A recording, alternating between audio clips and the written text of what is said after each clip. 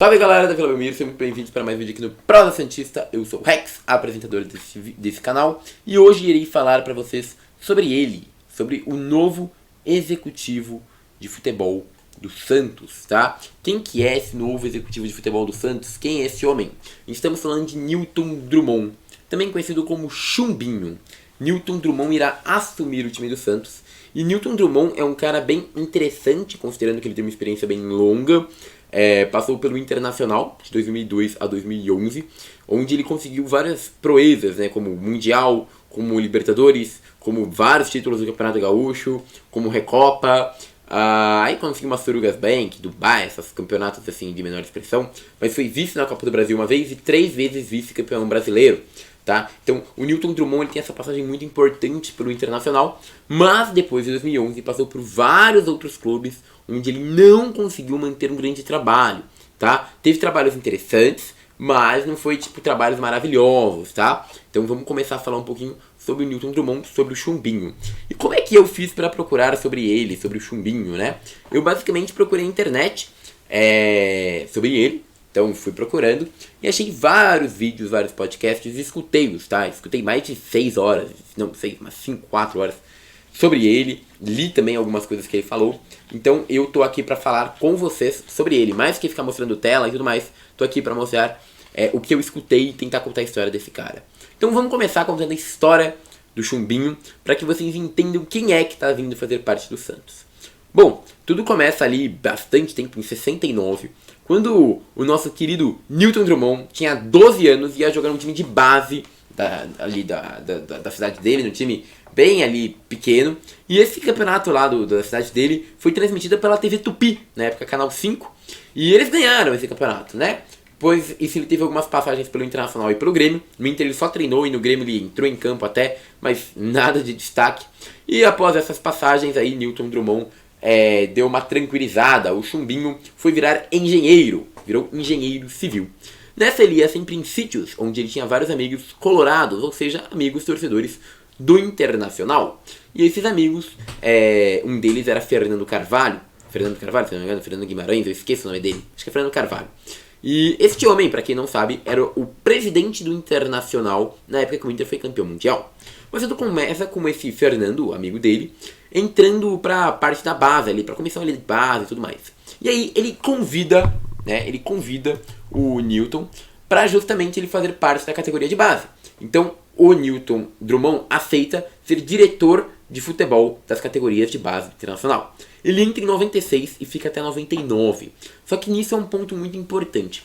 Porque quando entra lá o Nilton Drummond, ele percebe que o Internacional era um time que sequer tinha fardamento.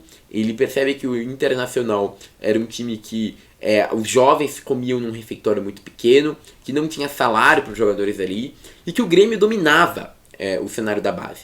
Então ele começa uma reformulação pensando em alguns processos. Então primeiro ele faz um estudo de benchmark.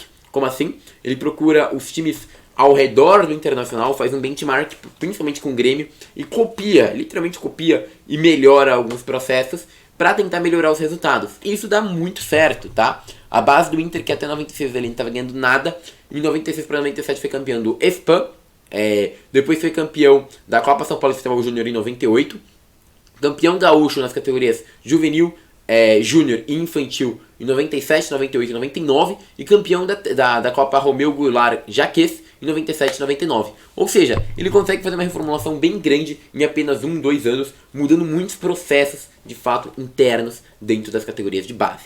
Feito isso, esse amigo dele, Fernando, tudo mais, ele se candidata a um cargo político com um projeto para o Internacional. Ele assume. E com isso, o nosso querido Nilton Drummond, o melhor Chumbinho, vira executivo de futebol do Internacional. Esse cargo dura de 2002 a 2011.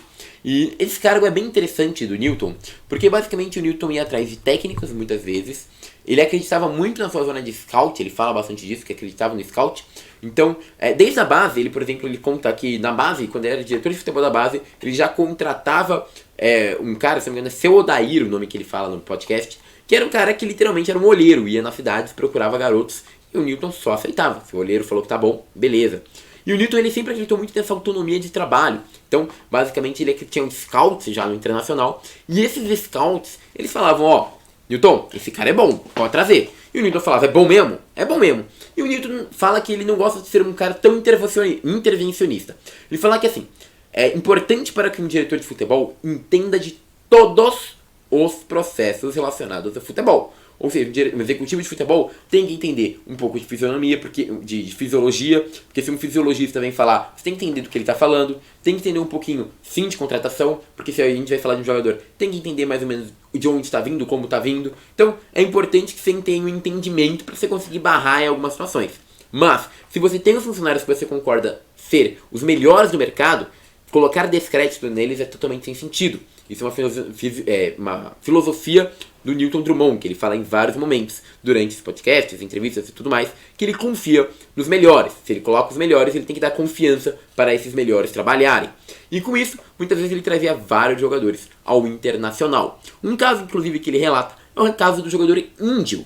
Índio, que era um zagueiro bem tradicional ali do Inter, para quem não sabe, o Índio, ele veio do Juventude. E foi basicamente um cara que acabou com o Internacional no jogo. Ele ligou. E o Índio tinha muitos problemas de relacionamento. E aí quem teve que fazer todo um vestiário e mudar totalmente o Índio com o tempo aí foi justamente o Newton Drummond. O Newton Drummond, ele é um cara que também tem nome muito associado a Diego e Diogo do Internacional, Nilmar, o Rochenbach, alguma coisa Rochenbach, sabe que é aquele que foi pro Barcelona, o Lúcio e vários outros jogadores importantes do Internacional passaram pela mão do Newton Drummond. O Newton Drummond, ele tem esse nome bem vinculado a esses jogadores, diz ter importância na história deles, então é um ponto bem importante da gente contar.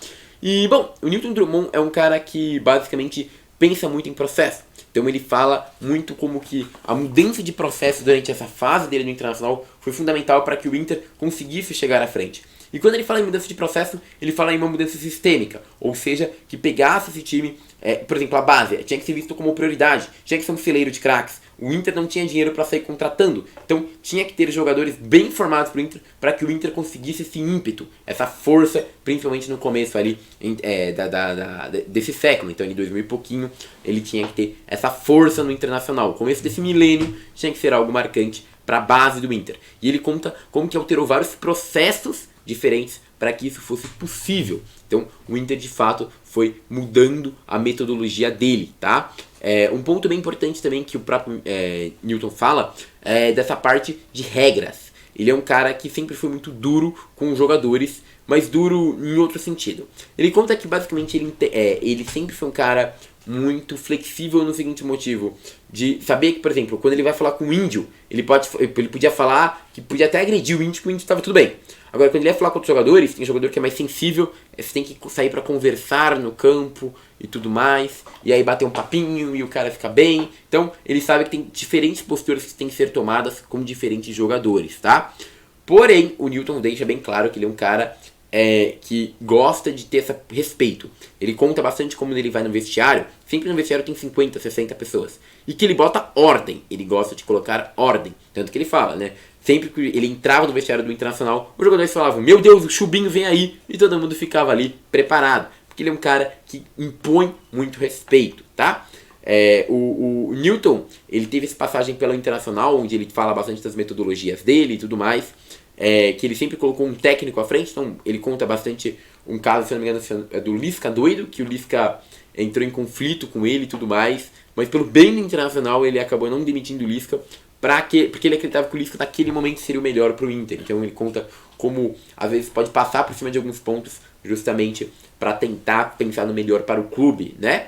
Então é um cara que gosta muito de processos, que fala muito em sistema, em hierarquia e em regras. Ele tenta trazer bastante uma coisa da engenharia para o futebol. Ou seja, o sistemática da engenharia, o processo que você monta dentro de um processo de engenharia para dentro do futebol.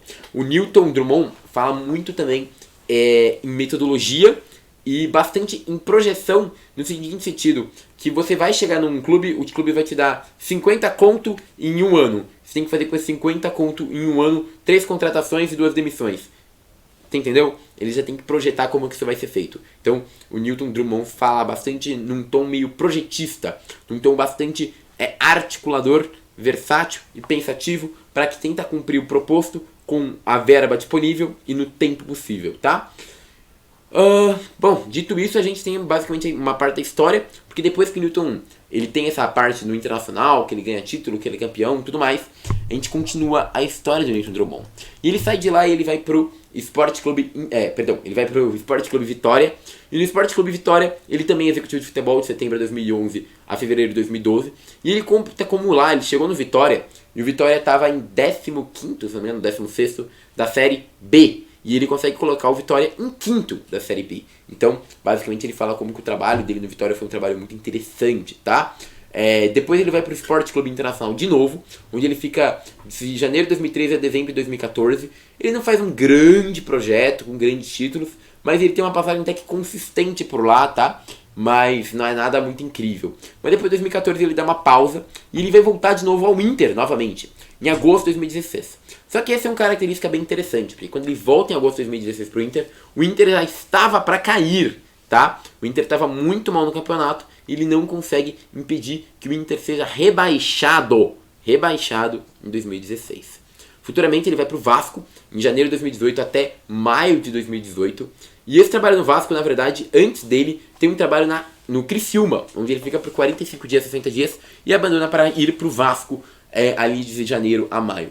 Ele conta como que no Vasco ele teve uma desilusão muito grande, porque ele acreditava que no Vasco ele teria mais apoio e tudo mais, e que no Vasco vários setores diferentes trabalhavam quase como em zonas opostas, sabe? É como se fosse um conflito da área de futebol com a área técnica, com a área de direção, com a área de marketing. Então, como ninguém trabalhava junto, era muito difícil de trabalhar no Vasco, muito complicado mesmo. E esse cenário político acabou minando o trabalho do Newton Drummond no Vasco, que saiu e foi para a Chapecoense.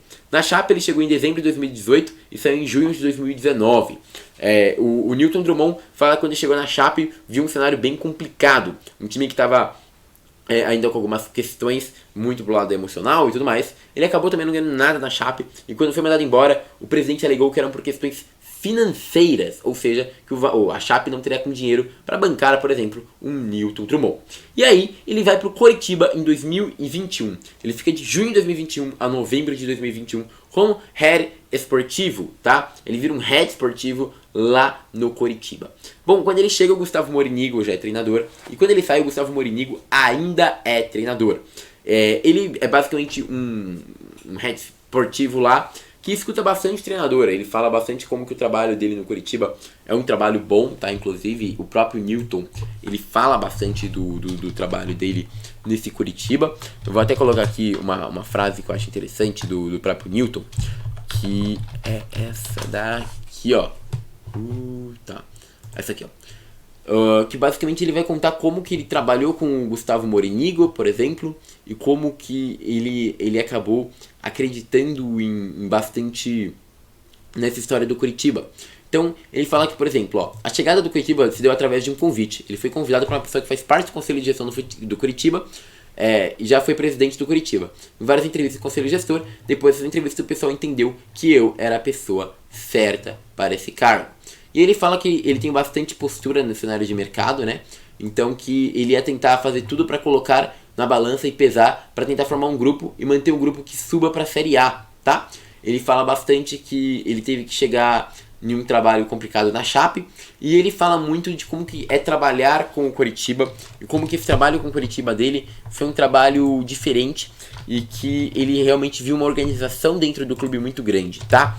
Nesse negócio de trabalho do Coritiba, inclusive, é bastante mostrado como que ele é um dirigente que também lidou com um técnico estrangeiro. Ele nunca foi relatado, pelo menos não que eu tenha achado, alguns problemas grandes com o Gustavo Morinigo. Se tiver existido, peço desculpa, mas eu não achei.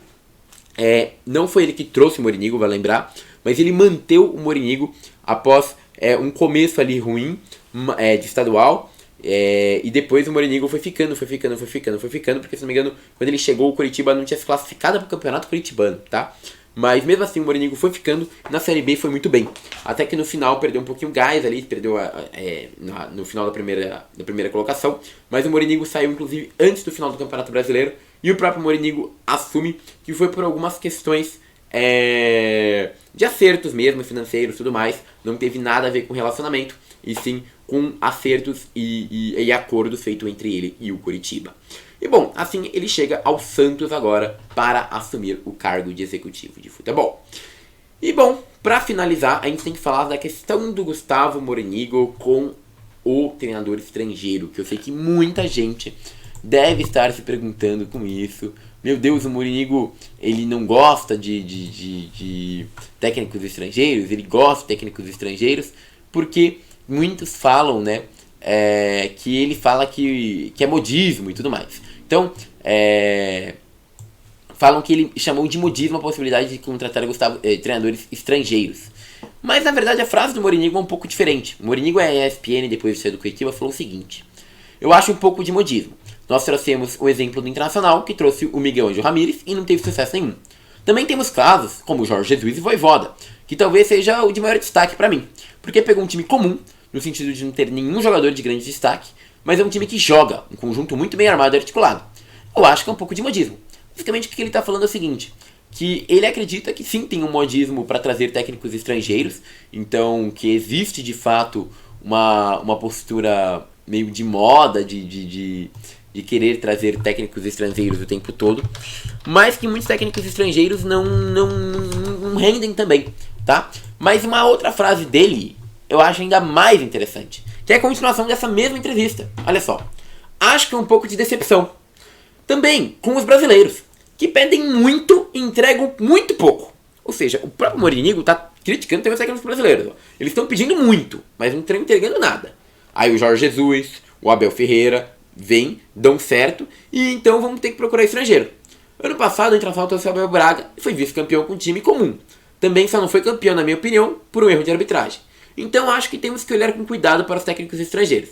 Acho que o olhar tem que se ampliar, mas como está se fazendo, como também a frase é a seguinte: acho que o olhar tem que se ampliar, como está se fazendo, mas com critério. Então, basicamente não é que ele odeia técnicos estrangeiros. O que foi falado aqui pelo...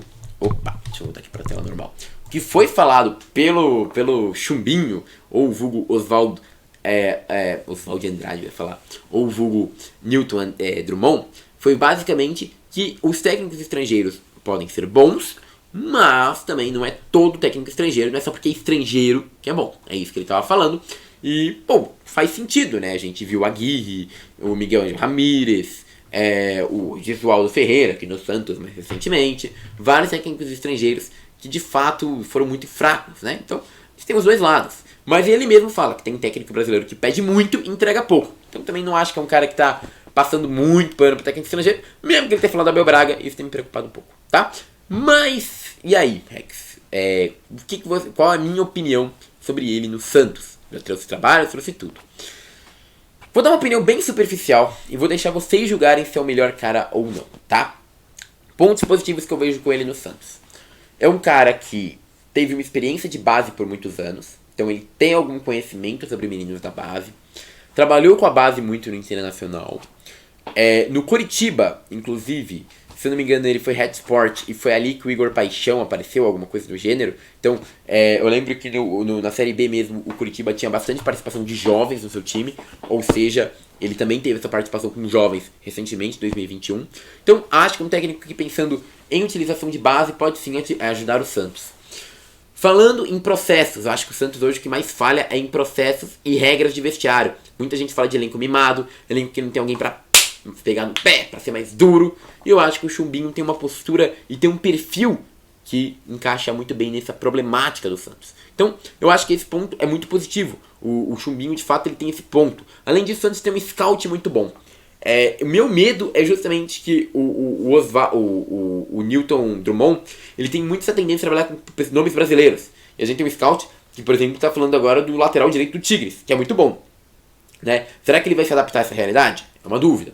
Mas, se ele se adaptar a essa realidade, eu acho uma boa. Além disso, uma coisa que é interessante de falar do Newton Drummond é que, basicamente, ele é um cara que tá querendo profissionalizar o futebol, tá?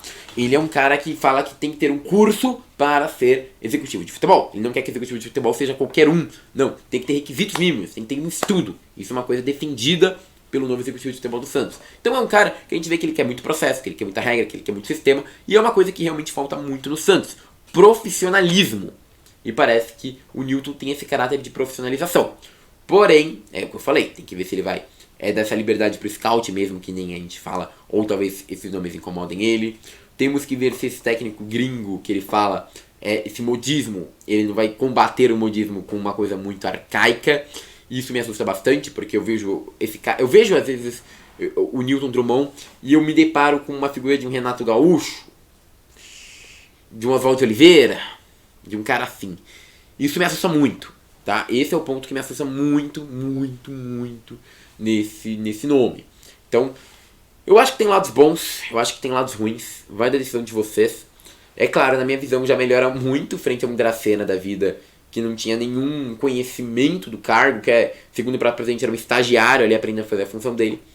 Mas tenho medo também do que vai ser do Newton Drummond. Mas vai lembrar também de falar que ele não teve grandes títulos, mas ele não teve grandes trabalhos depois de 2014 no Internacional, tá? Todos trabalhos muito curtinhos e muito diminuta, tá bom? Vamos ver o que vai dar ele no Santos, tá bom? Peça seu like, seu comentário, seu compartilhamento, sua curtida e sua inscrição. Muito obrigado, meus queridos, e agora eu fui.